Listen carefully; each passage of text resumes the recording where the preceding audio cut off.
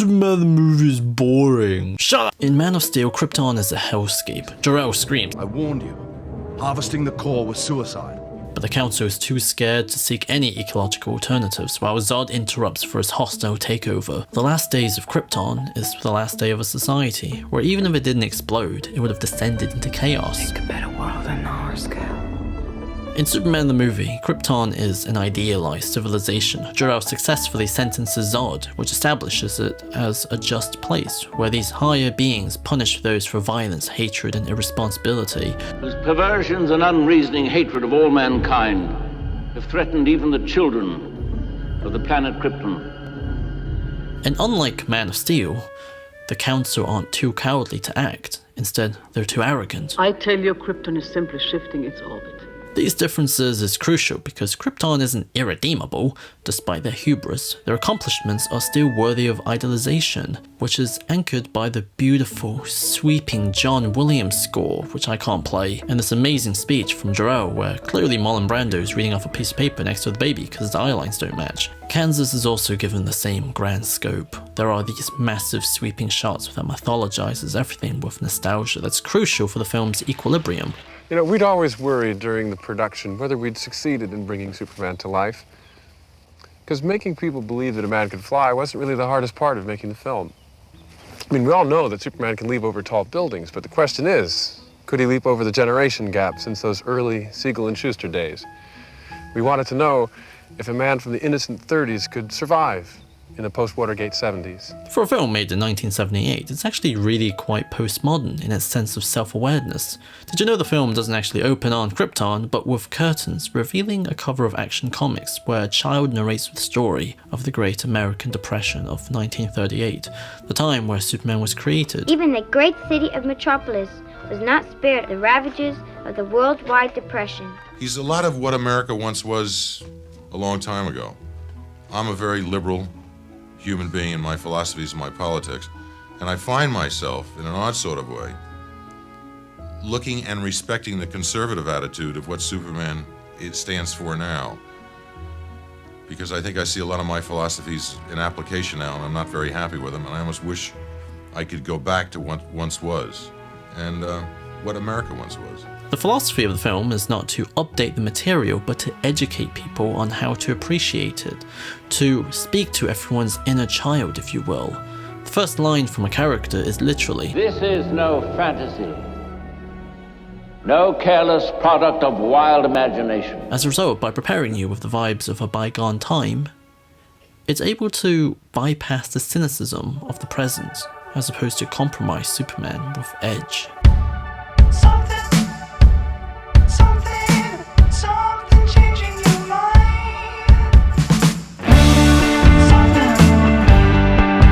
One problem though, and that's Jonathan Kent's death. It's just too unrealistic. He dies from a heart failure that's foreshadowed in the beginning of the film, a death which teaches young Clark to value life, or even All those powers. And I couldn't even save him.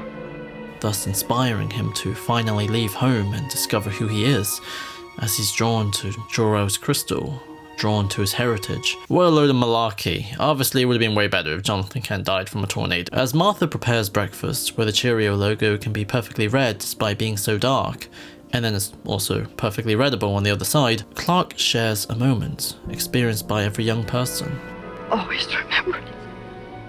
as he leaves home. The purpose of all of this, Krypton, Americana, then going up north, is to deepen the immigrant connotations that's baked into Superman's character.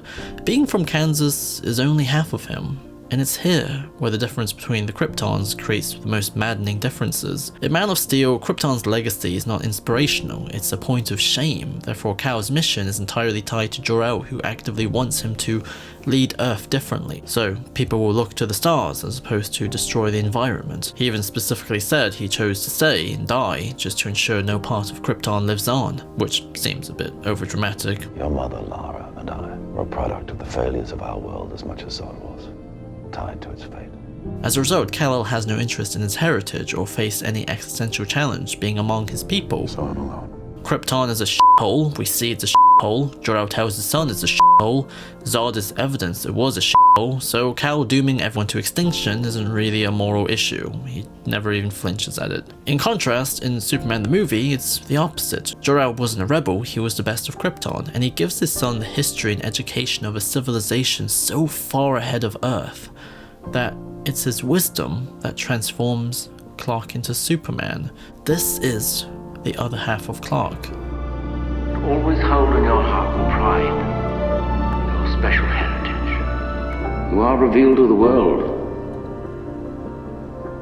Very well. So be it. What sets Superman apart is that he has the wisdom to use his power for good. He has all these powers, but he's got the kind of maturity, or he's got the innocence, really, to look at the world very, very simply. And that's what makes him so different. When he says, I'm here to fight for truth, justice, and the American way, everybody goes, you know, but he's not kidding. After this point, the film radically changes in tone. Instead of being big in scope, mythical in its score, now we're in the big city that's wild, shot intimately with careful attention to characters and various visual gags that all totally re-energize the film. Otis and Lex has a really goofy trumpet theme, and the Daily Planet's introduction is just awesome, where it's shown through Jimmy's camera, ending on Lois's smile. Without any exposition, we understand everything. It's a busy world, but it's filled with good people. Furthermore, rewatching this film, I had a real revelation over Clark's bumbling persona. It's not just a secret identity strategy here, it has 4 very distinct purposes. A, it's a product of Superman's humility. With all of his might, he clearly enjoys life living as a fool more because people can be comfortable around him, they can be real. B, he's an outsider in an environment where everyone knows each other, so he's playing up the dumb so people can get used to him faster. That's a guy people need to teach. C, it's explicit character development. Young Clark was like young Peter Parker, a dude who gets cucked so he wants revenge, he wants retaliation. It's just that guys like that Brad, I just want to tear him apart. Yeah, I know. But now as a fully grown up adult, Clark is above that. D, it plays into the broader theme. Arrogance and hubris are the main antagonistic forces here. It was these qualities which led to Krypton's destruction, and Lex has these qualities too. Our destruction could have been avoided but for the vanity of some who consider us indestructible. Clark's bumblingness highlights just how much more wiser he really is compared to them. Anyways, the rest of the second act works really hard to make you believe, and it does so by making you smile so hard at the magic that you forget about the wires. Superman saves Lois, everyone cheers.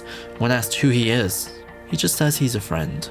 Wearing the House of L while speaking with the same friendly small-town attitude as Jonathan, the son really has become the father. Then the film just simply has fun with all the tropes, going as far as having him save a cat. These moments are just fun. Big or small, everyone is Superman's friend, and everyone is comically speechless, which is just perfect in terms of balancing awe and whimsy. Superman, the movie, did all of this to effectively introduce and win over an audience back in 1978 by asking them to Just trust me.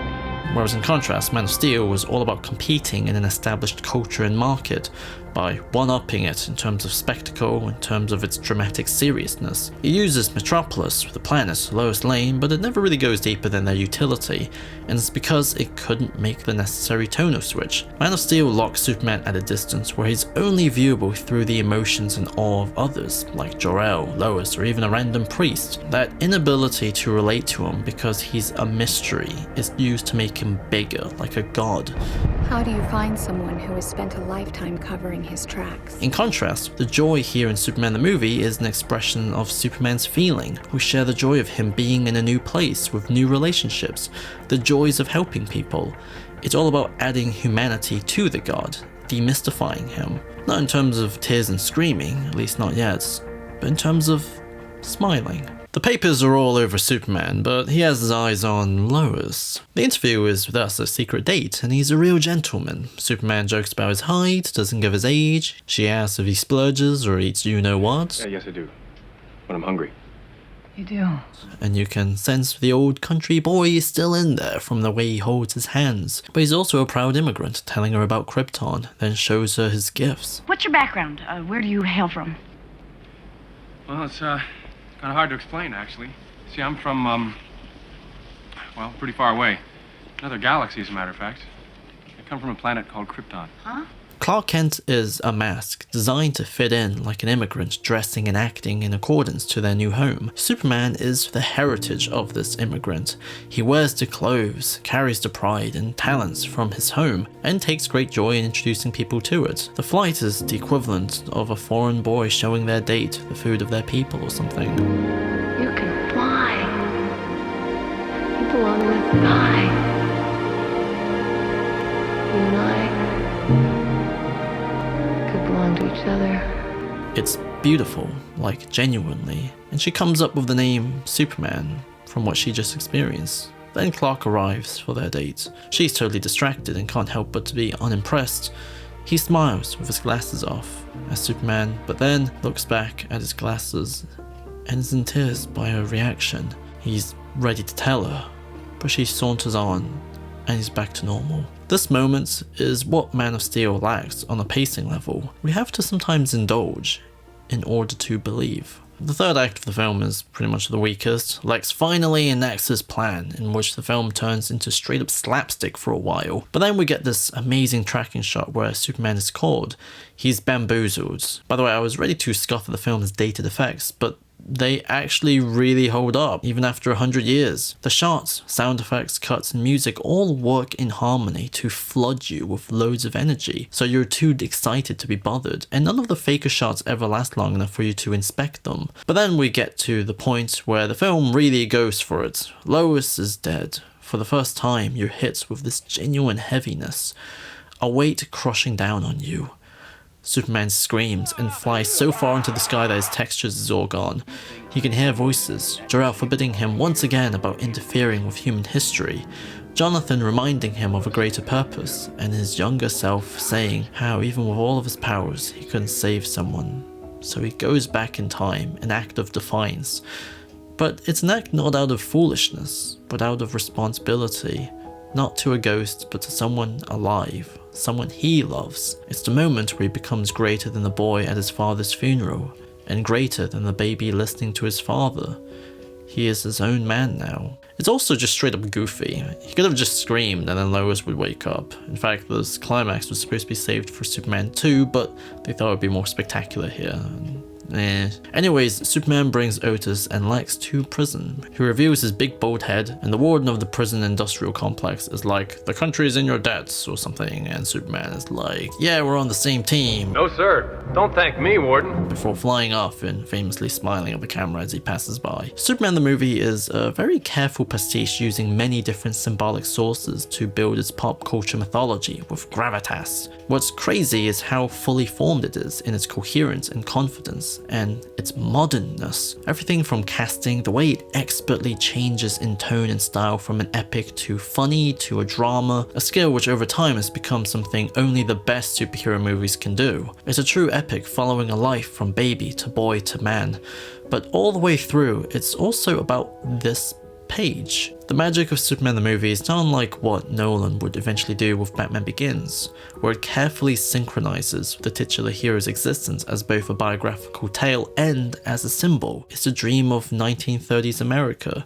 Man of Steel's patriotism came from its symbols of military and its connotations of service and power, largely because the film was influenced by the DoD. But here, patriotism is more abstract. It's a symbol of old-timey-wimey Americana, truth in relations to responsible journalism. A great metropolitan newspaper whose reputation for clarity and truth had become a symbol of hope for the city of Metropolis. Justice in terms of a small town attitude of just treating people well with fairness, and the American way in terms of a nostalgic vision of a pre-Watergate and Vietnam world where the immigrant tale still holds a lot of value. It's the best superhero movie ever made, and I'm not even American. Staring at the wall, I know you really love the color. We picked it out over the phone. Remember what you said, but I could never tell the meaning. I try to see what I have been shown. Staring at the pictures now, I know they try to show me. I cannot see, but God knows I try. Believer of the mysteries, I try to find a way not to cry. So this was the Superman the movie video. I made this because I was in a really crazy Superman mood. And funny thing is, I had completely finished the Dark Knight Rises video, which had turned into a Dark Knight trilogy video. And then I was just like, nah, I want to make this one. So I ended up making this before releasing that one. So I guess that video should be coming out soon. Special thanks to everyone on Patreon. You guys rule, and I love you all.